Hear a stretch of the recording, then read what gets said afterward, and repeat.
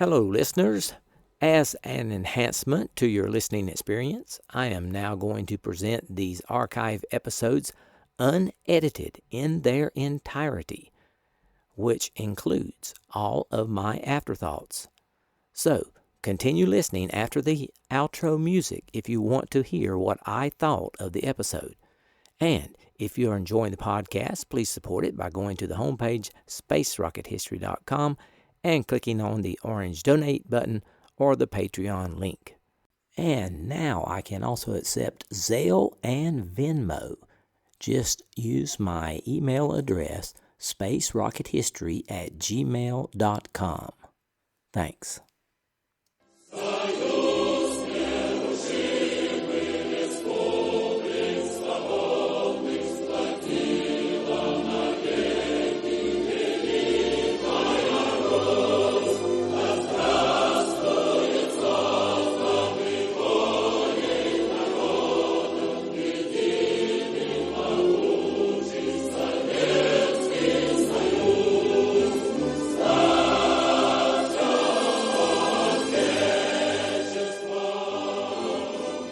Hello and welcome. This is Michael Annis, and you're listening to episode 233 of the Space Rocket History Podcast. And now, Soyuz 6, 7, and 8.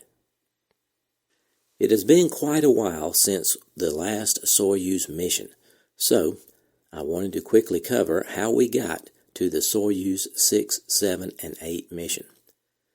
The Soyuz program was intended to rejuvenate the Soviet space program by developing space rendezvous, docking, and practical extravehicular activity without tiring the cosmonaut, as was demonstrated by the U.S. in the Gemini program. These capabilities would be required for the Salyut space station. Soyuz 1, covered in episode 139 through 141, was launched with the goal of docking with the manned Soyuz 2 craft, but even before the second craft was launched, problems with Soyuz 1 made it clear that Soyuz 2 had to be canceled before the landing of Soyuz 1.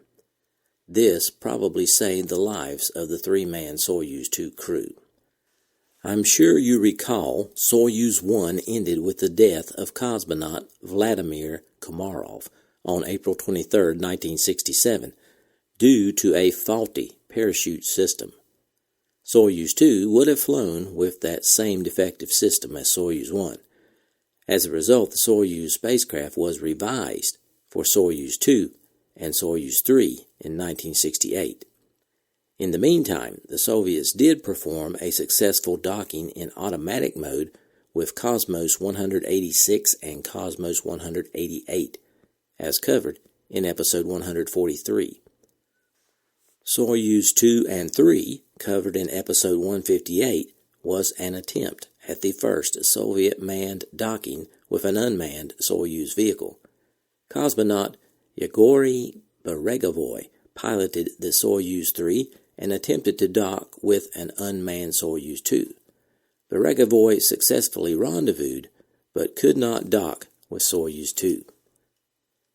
Soyuz 4 and 5, covered in episode 172 through 173, successfully rendezvoused and docked two manned Soyuz 7K OK spacecrafts and transferred two cosmonauts from Soyuz 5 to Soyuz 4 by means of a spacewalk, since there was no method to transfer crew internally.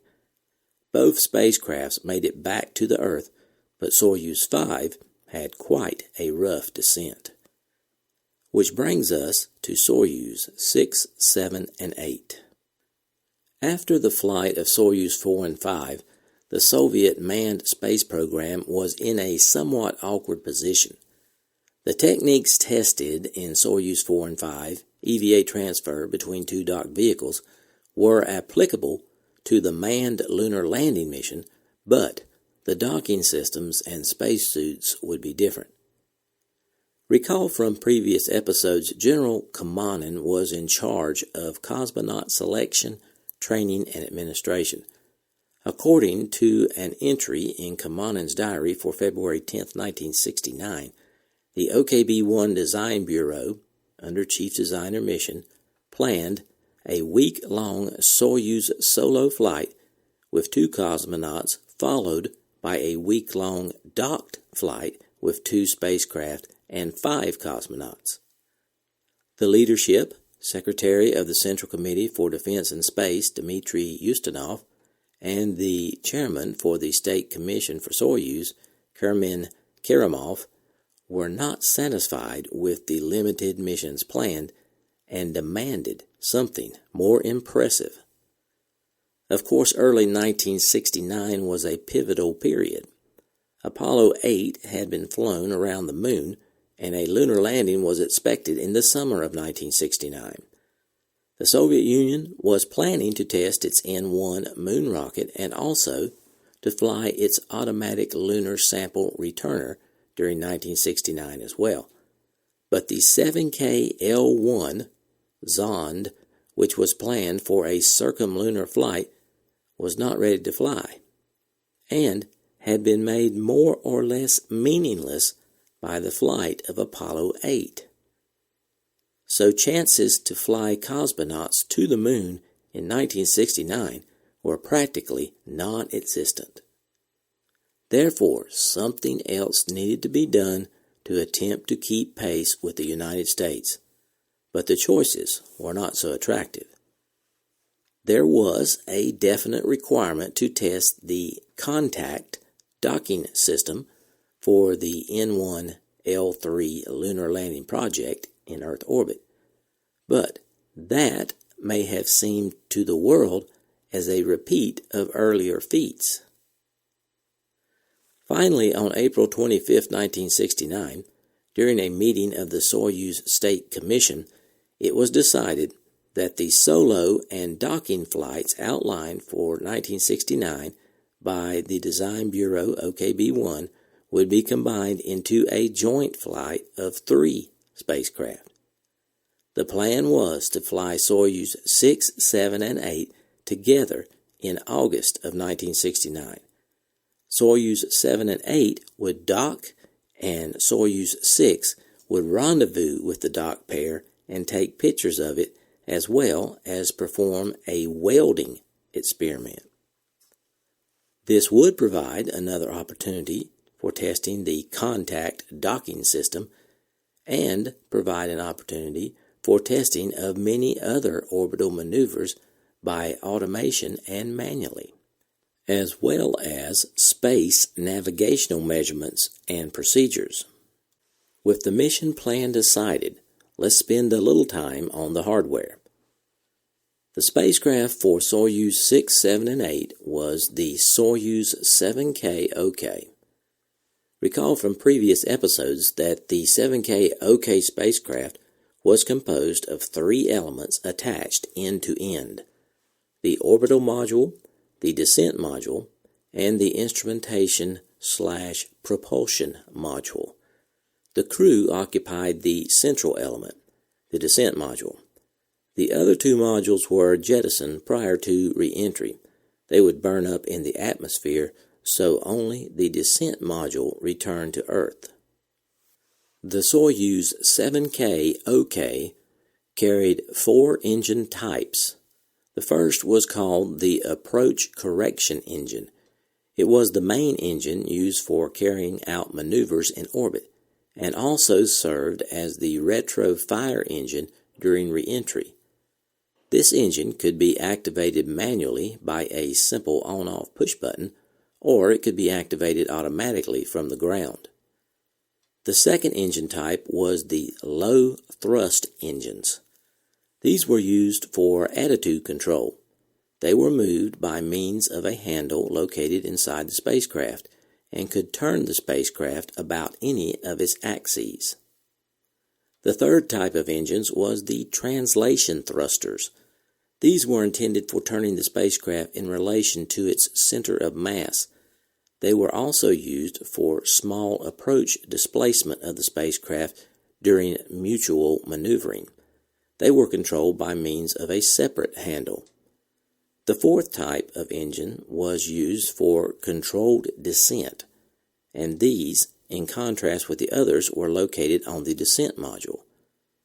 These engines were used for carrying out programmed turns of the ship before re-entry into the denser layers of the atmosphere, and also for banking and stabilization in respect to the other axes during flight within the atmosphere. Soyuz controls were designed with the idea of liberating crews from the elementary functions of control which could be taken over by automatic equipment. Instead of having dozens of switches, each of which to perform a single function, maneuvers could be carried out by pressing a single button to activate a programmed operational sequence issuing dozens of commands. This greatly simplified the maneuvering of the spacecraft when time was short. However, each of the individual commands could also be initiated by the cosmonauts manually. The indicators on the Soyuz control panel show the position of the spacecraft above the surface of the Earth, the distance and rate of approach to other spacecraft, the parameters of the cabin atmosphere and the life support systems, the rate of charge or discharge of the chemical storage batteries, the network voltage and the parameters of the pneumohydraulic systems for controlling the various engines and thrusters. The controls were located in two groups, one on each side of the indicator panel. The push buttons made it possible to initiate operational systems of the spacecraft and to monitor procedures on the basis of signal lights on the control panel. Any two members of the spacecraft could control all of the systems, or the commander position could control all of them by himself. The left side group controlled the system of communication, descent, and life support, while the right side group controlled all of the remaining systems of the spacecraft. The Soyuz carrier rocket for all three spacecrafts was the 11A511, a 1960s-era Soviet expendable rocket designed by OKB-1 and manufactured by State Aviation Plant No. 1 in Kubasov, the Soviet Union. It was used to launch Soyuz spacecraft as part of the Soyuz program, initially on unmanned test flights, followed by the first 19 manned launches of the program. It also had the capability to be used as a ballistic missile. This version of the Soyuz launcher was introduced in 1966. It was derived from the Vostok launcher, which in turn was based on the R-7 intercontinental ballistic missile. It was initially a three-stage rocket with a Block 1 upper stage. The new version introduced an uprated core stage and strap-on boosters, which became standard for all R-7-derived launch vehicles. Moving on to crew selection. There was some drama in selection of the crews for Soyuz 6, 7, and 8. General Kamanin described in his diary the many twists and turns of the crew selection. But the main problem in the process was that the crew for the active docking ship Soyuz 8, Nikolaev and Sevastyanov, did not perform well enough in docking simulations. It was not until a meeting of the Military-Industrial Commission on September 18, 1969, that the final crew assignments and planned launch date was set. The crews left for Baikonur on September 22nd, expecting the three launches to take place on October 5th, 6th, and 7th. But the flights were delayed because the Politburo had not yet approved the mission. The Politburo decision finally came on September 30th, and on the following day the State Commission decided to load the spacecraft with fuel and set the launch dates for October 11th for Soyuz 6, October 12th for Soyuz 7, and October 13th for Soyuz 8. The launch pads to be used were Area 31 for Soyuz 6, Area 1 for Soyuz 7, and Area 31 again for Soyuz 8. Now let's meet the two-man crew of Soyuz 6. Yegor Stepanovich Shonin was selected as the commander of Soyuz 6. He was born on August 3, 1935 in Rovinky, Luhansk Oblast, now the Ukraine, but he grew up in Balta of the Ukrainian SSR. Shonin's family hid a Jewish family from the Nazis during World War II. Shonin graduated from Yeisk Military Pilot School in 1957 and graduated from Zhukovsky Military Engineering Academy in 1968. Shonin was selected to be a cosmonaut in March of 1960. He was chosen as backup commander for Soyuz 4, but Soyuz 6 was his first and only spaceflight. He rose to the rank of lieutenant general in the Soviet Air Force. He left the space program in 1979 for medical reasons. Shonin later worked as the director of the 30th Central Scientific Research Institute in the Ministry of Defense. He was married and had 4 children.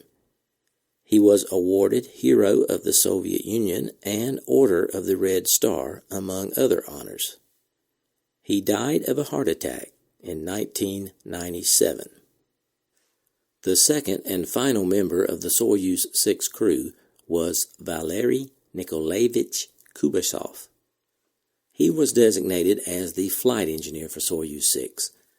Kubasov was born January 7, 1935, in Vladimir Oblast, Russia.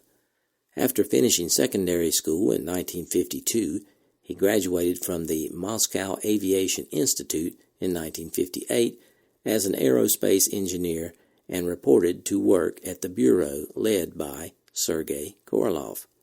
Initially focusing on ballistic studies, Kubasov worked on the design of the Volkov capsule. He authored several studies on the calculation of spaceship trajectories and acquired a Master of Science degree in engineering. In May of 1964, while working for Korolev, Kubasov became one of a handful of civilian candidates who passed the preliminary medical screening for one of the Soviet's Volkov missions. 2 years later, after some relaxation of the existing rules, Kubasov was officially accepted into the newly established Civilian Cosmonaut Corps. Kubasov evaded death twice during his space career. The first time was when he was selected to the crew of Soyuz 2, which was found to have the same faulty parachute sensor that resulted in Vladimir Komarov's death on Soyuz 1. Soyuz 6 was Kubasov's first space mission. Following his mission, Kubasov began training to fly aboard the world's first space station, Salyut 1. Kubasov evaded death for the second time in 1971, when he was almost launched aboard the ill-fated Soyuz 11 mission. He was among the prime crew alongside Alexei Leonov. Medics from the Institute for Biomedical Problems in Moscow found a swelling on Kubasov's right lung. Fearing the onset of tuberculosis, the entire Soyuz 11 prime crew was grounded and replaced by the backup crew. In his memoir, Two Sides of the Moon, Alexei Leonov wrote, "It turned out later that Kubasov was allergic to chemical insecticide used to spray trees. He did not have tuberculosis." The Apollo-Soyuz test project became Kubasov's second space mission, and he was a flight engineer on it.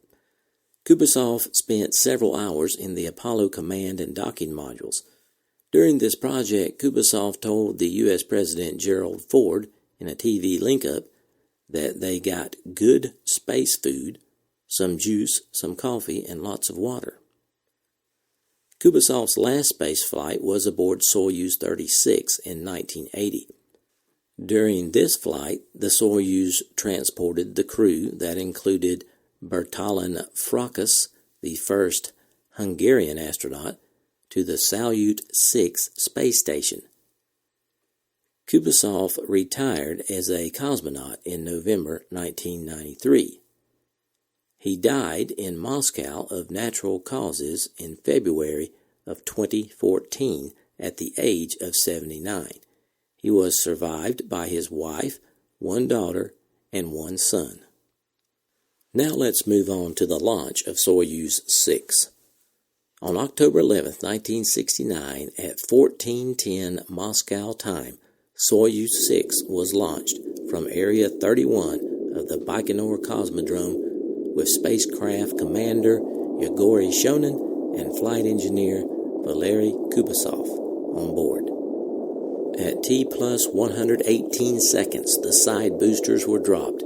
At T plus 160 seconds, the shroud and the escape tower were jettisoned. At T plus 300 seconds, the core stage separated. At T plus 540 seconds, the upper stage separated. And at T plus 583 seconds, Soyuz 6 entered orbit. The initial apogee was 223 kilometers, perigee 186 kilometers, the angle of inclination was 51.7 degrees, and the period of revolution was 88.36 minutes. 1 hour later, the Soviet Union announced the successful launch of Soyuz 6. Now let's meet the three-man crew of Soyuz 7. Anatoly Vasilievich Filipchenko was chosen as the commander of Soyuz 7. He was born February 26, 1928 in Davidorka, Voronezh Oblast, RSFSR. He graduated from the Soviet Air Force Military Academy in 1961, and he was selected to become a cosmonaut in 1963. He flew on the Soyuz 7 and Soyuz 16 missions. He rose to the rank of Major General in the Soviet Air Force. After leaving the space program in 1982, Filipchenko became the deputy director of the OKB in Kharkov. In 1987, he earned the Candidate of Military Sciences degree. He was awarded Hero of the Soviet Union, Pilot Cosmonaut of the USSR, and the Order of Lenin, among other honors. He is married and has 2 children. As of November 2017, he is still living. Vladislav Nikolaevich Volkov was chosen as the flight engineer for Soyuz 7. He was born in November 1935 in Moscow. His father was an aviation design engineer. Volkov graduated from the Moscow Aviation Institute in 1959. He was married and had 1 child. As an aviation engineer at Korolov's Design Bureau, he was involved in the development of the Vostok and the Voskhod spacecraft prior to his selection as a cosmonaut in May 1968. He flew aboard Soyuz 7 in 1969, and, unfortunately, he flew aboard Soyuz 11 on his second space mission in 1971. He spent 23 days on the Salyut 1, the world's first space station, but he was killed on the flight to return to Earth on June 30th, 1971. Vladislav Volkov was decorated twice as a hero of the Soviet Union, first on October 22, 1969, and posthumously on June 30th, 1971. He was also awarded 2 Orders of Lenin and the title of Pilot Cosmonaut of the USSR. The lunar crater Volkov and the minor planet 1790 Volkov are named in his honor. A street in Moscow is named after him as well. Volkov's ashes were interned in the Kremlin Wall on the Red Square in Moscow. The third and final member of the Soyuz 7 crew was Viktor Vasilievich Gorbatko. He served as the research engineer for Soyuz 7. Gorbatko was born on December 3, 1934, to Vasily and Matrina Gorbatko. Gorbatko was raised in the northern Caucasus settlement of Vintsizaria. Gorbatko had 4 siblings, an older brother, Boris, 2 older sisters, Elena and Valentina, and Ludmila, the youngest sibling. Viktor finished 7th grade in 1949 and then attended a secondary school in the Novokubansky district. Gorbatko's interest in becoming a pilot was sparked during World War II. His siblings often told him stories of brave pilots and their adventures, and he too followed in their footsteps. Upon joining the Soviet Army in 1952, Gorbatko requested to be assigned to a flight school. Following his enlisting, Gorbatko was sent to the 8th Military Aviation School of Pilot Basic Training in the Ukrainian town of Pavlograd, where he was taught to fly. Gorbatko graduated in June 1956 as a lieutenant in the Soviet Air Force. Gorbatko was married and had 2 children, both of them daughters. Gorbatko became part of the 86th Guards Fighter Regiment of the 119th Fighter Division, attached to the 48th Air Army operating out of Odessa Military District in Moldavia. In June 1957, Gorbatko achieved the rank of senior pilot, and in August 1958, he achieved the rank of second lieutenant. And in October, he achieved the military pilot's ranking 3rd class. Gorbatko was among the first group of Soviet cosmonauts. He began training in early 1960, but he did not reach space until 1969. His first spaceflight was Soyuz 7. Gorbatko was also the commander of the 18-day-long Soyuz 24 mission in February of 1977 to the Salyut 5 space station. This was the last all-military spaceflight by the Soviet Union. In 1980, Gorbatko commanded Soyuz 37, which also carried the first Vietnamese astronaut. Gorbatko flew to Salyut 6 and landed in the Soyuz 36 capsule that had earlier docked at the space station. Gorbatko spent 7 days and 20 hours in space on that mission. After leaving the space program in 1982, he taught at the Air Force Engineering Academy in Moscow. Gorbatko died on May 17, 2017, at the age of 82. Upon his death, he was buried in the Federal Military Memorial Cemetery. Now that we have met the crew, we will move ahead to the launch of Soyuz 7. Almost 24 hours after Soyuz 6, on October 12, 1969, the Soyuz 7 was launched at 13:45 Moscow time, with spacecraft commander Filipchenko, flight engineer Volkov, and research engineer Gorbatko on board. At T plus 118 seconds, the side boosters were dropped. At T plus 160 seconds, the shroud and the escape tower were jettisoned. At T plus 300 seconds, the core stage separated. At T plus 540 seconds, the upper stage separated. And at T plus 583 seconds, Soyuz 7 entered orbit, just like Soyuz 6. The initial apogee was 226 kilometers, 3 kilometers higher than Soyuz 6.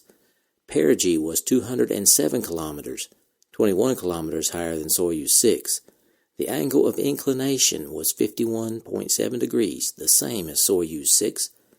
The period of revolution was 88.6 minutes, almost identical to Soyuz 6. 45 minutes later, the Soviet Union announced the launch of Soyuz 7.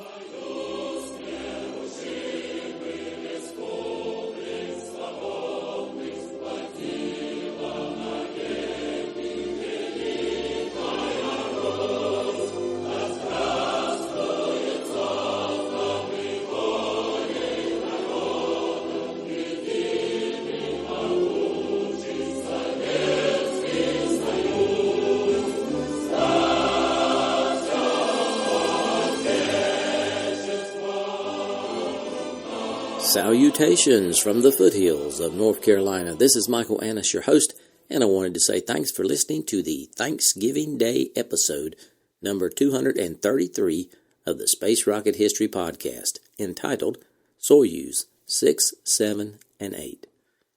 Hope you enjoyed that episode. It was a pleasure to bring it to you. First of all, sincere apologies for mispronunciations of the Russian names in this episode. And I wanted to give a big shout out to all my longtime listeners. Thanks for staying subscribed. And extend a warm welcome to my new listeners. I'm glad you're here. In case you hadn't heard, there is a new RSS feed for the first 23 episodes of the podcast. You can find it on the homepage on the right side of the page. This means that the first 23 episodes are once again available on iTunes, Stitcher, Google Play, and all of your favorite podcatchers. I plan to add 4 or 5 more episodes to the archive this month. Today, we salute the Soyuz Skylab donors. There are 8 so far this year. Soyuz Skylab donors contribute $60 or more during the calendar year. Thank you, Soyuz Skylab donors.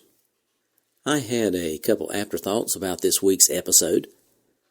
Well, we have 2 out of the 3 Soyuz spacecrafts in orbit. The next episode we will get the 3rd, Soyuz 8. Keep in mind that most of the planning for this mission took place before Apollo 11. The Soviets realized that they were falling behind the U.S. and that a Soviet manned moon mission was not possible in 1969. So, they needed something to show the world that the Soviet Union was still in the space business. Vasily Mission at OKB-1 planned for 2 separate missions in 1969, one for Soyuz 6 and another for the docking attempt of Soyuz 7 and 8. But the big bosses were not impressed with those missions. Yet the Soviets still needed to continue with Soyuz missions, especially docking practice. But the mission needed to have some flair, something that had never been done before, a space feat. So what could they do with what they had on hand? Well, flying 3 manned spacecraft at the same time would be a good space feat, and having 7 cosmonauts in space at the same time would be a good space feat as well. So, combining the missions of Soyuz 6, 7, and 8 into a giant rendezvous in the sky mission seemed like just what they needed. And there are unconfirmed reports that during the docking of Soyuz 7 and 8, an EVA was planned to transfer a cosmonaut from Soyuz 7 to Soyuz 8.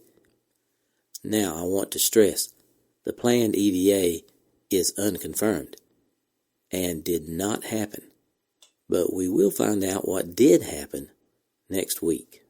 Okay, I have posted some pictures and the audio for this episode on my homepage, spacerockethistory.com. Hope you check that out. I was very pleased to receive several new donations to support the podcast over the past week. Robert W. donated at the Soyuz level. Daniel J. from Australia donated at the Mercury level. Donald A. donated at the Mercury level. Toby S. from Arkansas donated at the Mercury level. Christian G. donated at the Vostok level. Karsten E. from Denmark donated at the Vostok level. Jacob B. pledged on Patreon at the Apollo level. Nathan S. from Australia pledged on Patreon at the Apollo level. And Jerry D. pledged on Patreon at the Vostok level. That brings our total Patreons to 145, the highest number we have had so far. Our goal is 150 by the end of the year. We are 5 short. Will we accomplish this goal? Maybe. We might do it. Our total donors for the year have reached 296. That is 4 short of the goal of reaching 300. For those of you who are enjoying the content provided here and have not donated yet in 2017, please consider supporting the podcast if you're financially able. Keep in mind, Space Rocket History is entirely listener-funded.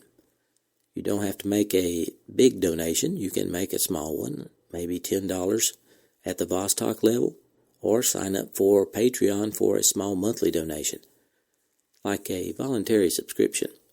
Just go to the home page and click on one of the links on the top right side of the page and begin your support of the Space Rocket History podcast. For those of you who have already donated for 2017, I certainly appreciate it.